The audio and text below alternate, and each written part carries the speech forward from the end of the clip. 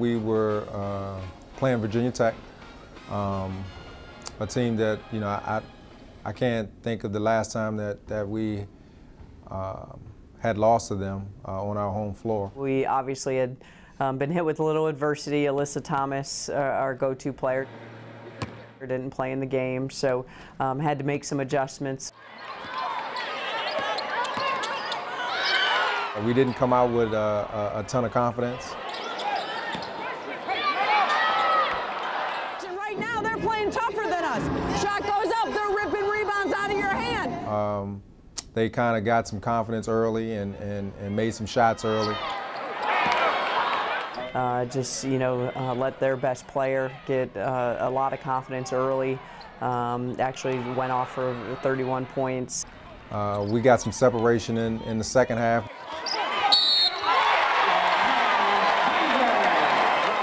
But they reeled us back in. And ultimately, towards the end of the game, got a lead on us, and we weren't able to overcome it. Let a visiting team come into your own building and beat you. Great lesson when you let people come in and get confidence in your own building.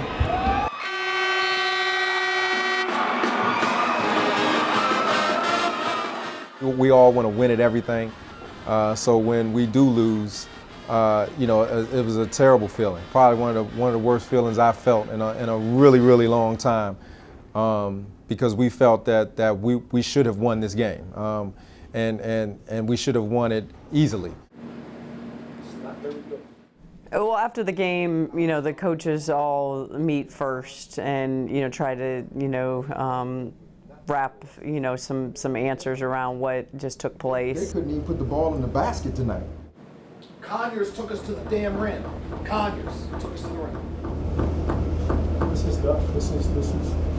I'm not as angry as you. I'm just so disappointed. Obviously, a lot of disappointment, disgust. Everybody had a range of emotions, and I, pretty much sat back and kind of let everyone kind of voice, their opinion.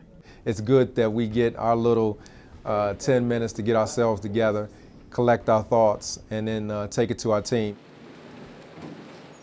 Obviously you always come into locker rooms with different emotions. I think for me personally, it was more of disappointment and sadness. This will be a defining point of our season, which direction we decide to go in as a team. This game, mark my words.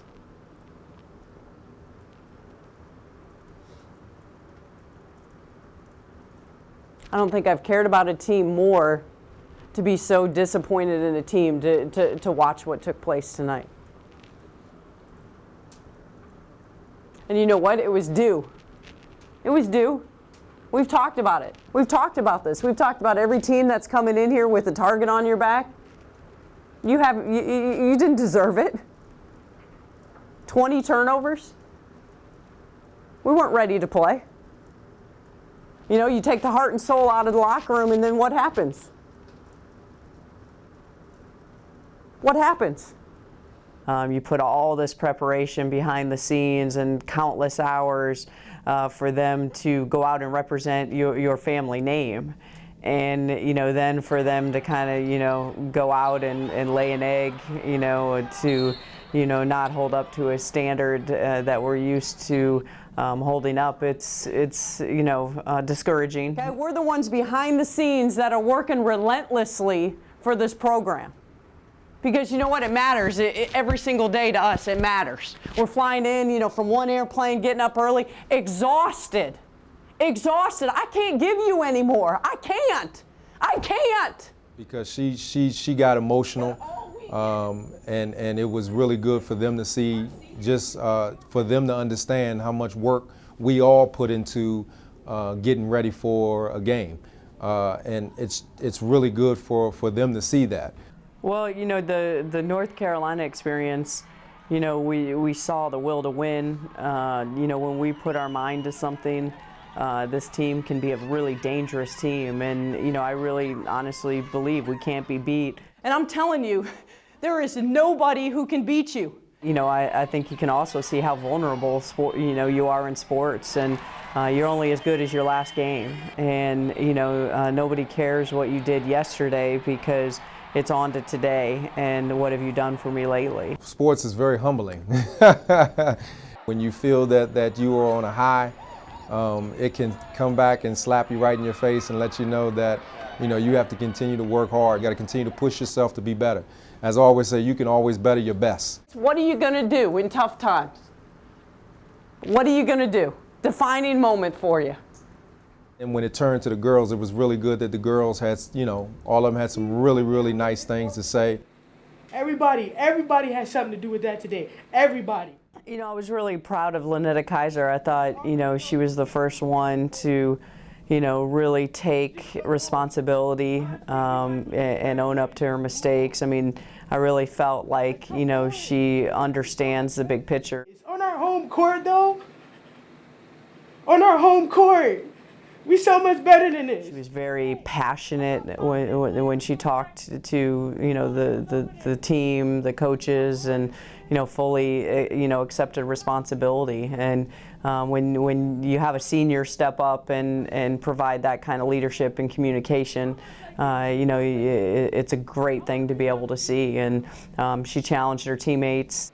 Come on, we better than this, man. She challenged everyone in terms of accepting responsibility and trying to move forward. And I thought she was, it was very heartfelt and very passionate for each other. What? I'm not going out like this.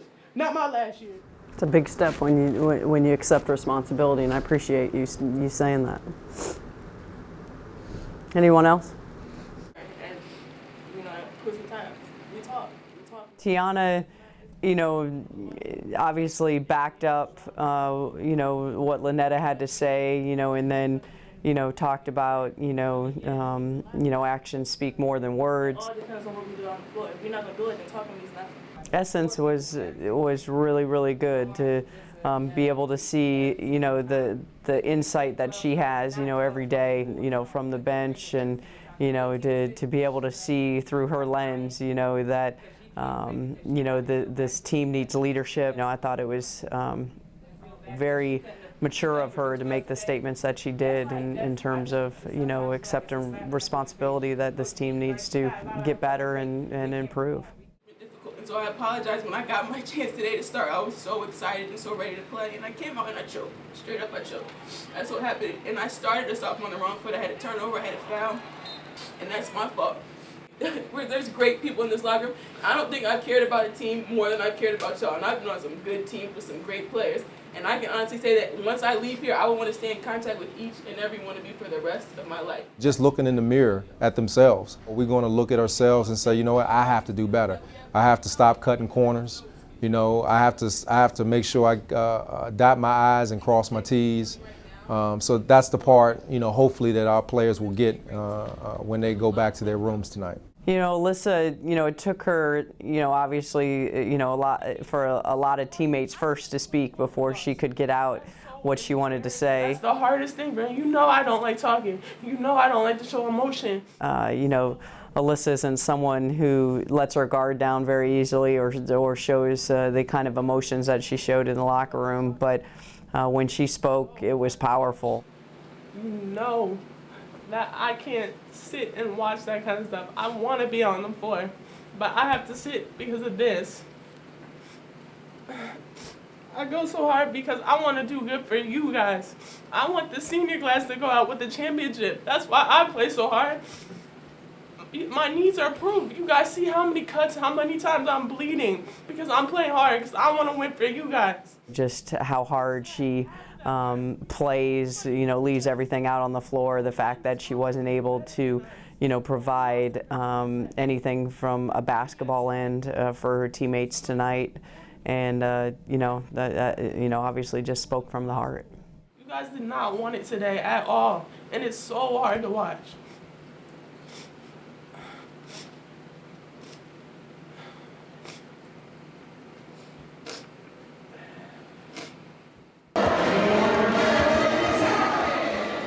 Matt Noble with you. Glad you made us part of your Thursday evening activities, and the first time the Terps have taken the floor since last Thursday when Virginia Tech came in here and shocked the Terrapins last Thursday night. The Terps with a week off, a lot of time to think about that game where things just did not go well for Brenda Freese's ball club. Talk about, last week, after you lose, Virginia Tech, a team that was unranked, you talk about having a whole week to fester on a bad loss. But the loss against Virginia Tech, it's like it was one of those Twilight Zone type moments.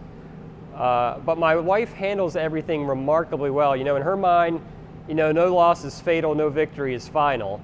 So she kind of moves on from things. She doesn't get too high, doesn't get too low, but yet with that in mind, she knew that they had to come out and perform tonight and play well, and she wanted to see them get back to where they should be. What was the importance of getting out to a fast start after, the disappointing loss last week to really kind of get the second half of your ACC schedule started? Yeah, obviously we've worked extremely hard since that game, and understanding the importance of how you start and coming out with great energy and intensity, and I thought we did that. I thought we were really inspired and played extremely hard. Mincy for three, good. Nothing but net for Morgan Mincy.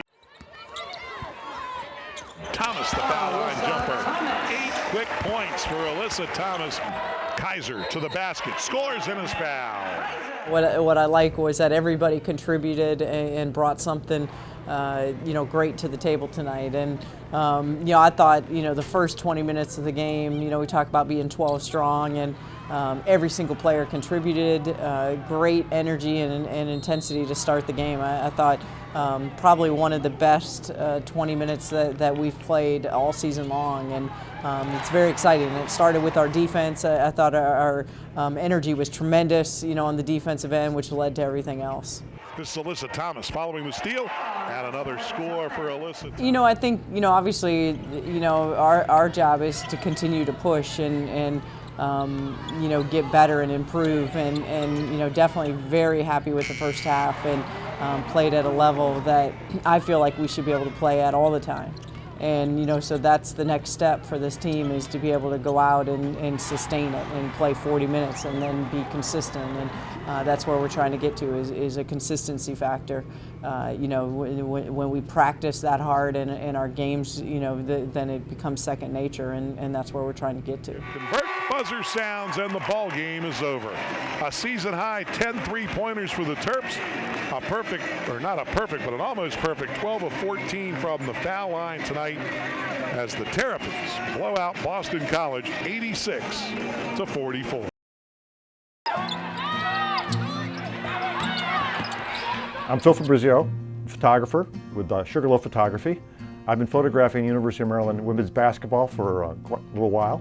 I'm a sports portrait photographer, and I try to find those situations in which someone just kind of stands out in the crowd. I like being a photographer because this brings me in contact with so many different situations. Good, bad, whatever, they're the best moments in life. I get a little slice of life moment for those, not only myself, but for the individuals that are there. It's not necessarily monetary, it's more a personal reward. That, for me, is the reason why I got into the business. The first photo I want to show you is of center Alicia Devon. The reason why I like this photo, and I shoot a lot of wide photos, is that I've got 6 people within the red zone. I've got Alicia going up strong towards the basket. Great shot, action shot of underneath the basket. Great type of photo. Next photo is of Alyssa Thomas. This one is another classic kind of portrait photo that indicates that she has basically the eyes on the prize. Great lighting of Alyssa on this as she goes strong up towards the basket. Looks good and quite well framed in the entire photograph. Next photo is of the coaching staff. And in this one photo, I call it, these are the days to remember. And look at the smiles on their faces, particularly with Tina Langley. I mean, she's got that great surprise expression, and the rest of the coaching staff is laughing. Something's going on the court, and it brings to all their attention, and you can tell by the rolled up stat sheet that Tina has in her hands, she's pointing right towards it. Love that shot, great shot. Next photo. This one is just kind of, I like the photo, and the fact of the matter is that here Essence Townsend is ready to make a hook shot. And the only reason why I actually like this photo is because as a kid, I liked that hook shot, and I always made a hook shot, or tried to make the hook shot. In this case, Essence does it well. Next photo is of Sequoia Austin and Tiana Hawkins. Tiana's got a surprised look on her face, like she's met the floor. It's not the first time she's met the floor, but who's the first one there? Always, no matter where their people or the play is on the floor, Sequoia is going to be out there cheering, and in this instant, she has a look of concern on her face. It's fantastic. It goes right through the clasp of the hand, right all the way to the eyes of Tiana. It's great. She's ready to pull her up and pull her back up off the floor. Next photo is my favorite of all the photos that I'm showing today. It is one that I had in color and I manipulated. I did a little bit of black and white and a little bit of digital darkroom to this photo, but it serves a purpose. And in this instance, the purpose is the hands. I'm big on hand-eye coordination, but I wanted you to take a look at the way that Coach Freeze has her hands. She's got the left hand outstretched in one fashion, and then at the same time has her right hand behind Mosley, grabbing jersey and pulling it in ever so slightly. In color, it doesn't quite show up, but in black and white, when you convert that to black and white and you show the bend in the jersey, she brings Mosley in, kind of tight, just a little bit as you press in the middle of the back, but then at the same time, she's got that left hand outstretched like something's going on out in the court. In the meantime, the black and white strikes out everybody in the background. They're on their own, they're doing their own business, but the whole center of that business is right there. And the little red 3 brings everybody's attention to the hand and the number 3 into Mosley. Great coaching moment. Next shot is just a fun shot. And you gotta understand my perspective on this. I'm a student of just not basketball, but a student of fashion, good fashion. And to me, this shot of Dave Adkins. In this instance, Dave comes up and stands in front of me at halftime, and I just focused on the Glen Plaid pants. I got about 12 different suits over my career where I wore Glen Plaid, and I still have 3 Glen Plaid suits in my closet. And in this instance, take a look at the Glen Plaid. It's perfect. It hits the vamp of his shoe and the top of his shoe. His shoes are polished. There's not a scuff mark on those shoes. And then the actual look on the crease of the pants, it's just pressed perfectly. So it's a fun shot. And what you do there, though, is that it reminded me of Warren Zevon's song, Werewolves in London. He said, in the line in that song was, I'd like to meet his tailor. Dave, I'd like to meet your tailor. The next series of photos is going to be of Tiana Hawkins' record-breaking game against Wake Forest. 24 rebounds for a Maryland player in a game. That night she wrote herself into the Maryland history books. Tiana's 24th rebound occurred when she took an offensive shot and she fouled the ball back up and got the rebound. And in the background you can see Essence Townsend getting ready to applaud. Sequoia Austin but the first one was the greeter. And they there chest bump each other, and the great expression of Sequoia. Then, very sheepishly, Tiana turns around, and my camera catches her as she just turns and looks basically right at the camera, and she's got this little sheepish smile on her face like, uh-oh, what did I do? Lastly, I think it sinks in. She's done something great, and there comes this huge smile on her face. And what is perhaps even a little bit more memorable is take a look in the background. Here's the coach for Wake Forest. His shoulders looked a little bit shrugged, and he's now just witnessed a record. It was the night that Tiana had. I hope you enjoyed the photos. This is Phil Fabrizio for Under the Shell. Hope to see you soon.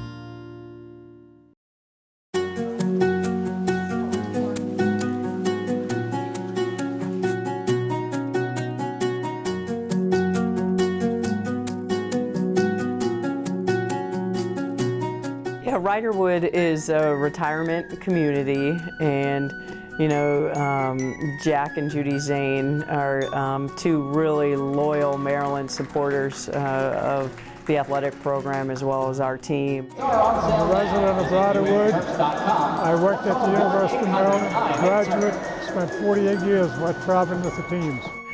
They had approached us, years ago, in regards to developing a relationship with the retirement center, and It's been, just a terrific,